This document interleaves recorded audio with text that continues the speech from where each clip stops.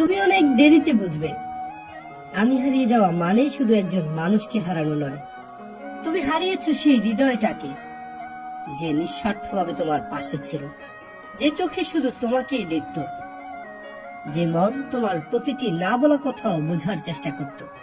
একদিন হঠাৎ খুব মনে পড়বে আমাদের সেই সব দিন যখন আমি ছিলাম।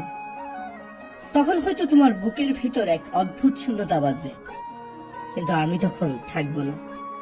আমি চলে যাওয়ার পর তুমি টের পাবে এই স্বার্থপর দুনিয়ায় নিখুঁত ভালোবাসা আসলে কতটা দুর্লভ। ভালোবাসার অভাবে, অনুভবের দারিদ্র্যে তুমি ধীরে ধীরে পুড়ে যাবে।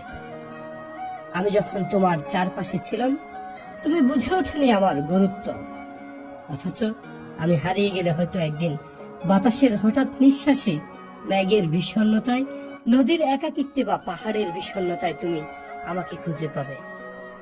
কিন্তু সেই পাওয়াটা হবে শুধু অনুভবে, বাস্তবে নয়। তখন হয়তো মনে হবে, ইস, যদি আরেকবার সময়কে পিছনে নেওয়া যেত। কিন্তু সময় তো আর কারোর জন্য থেমে থাকে না।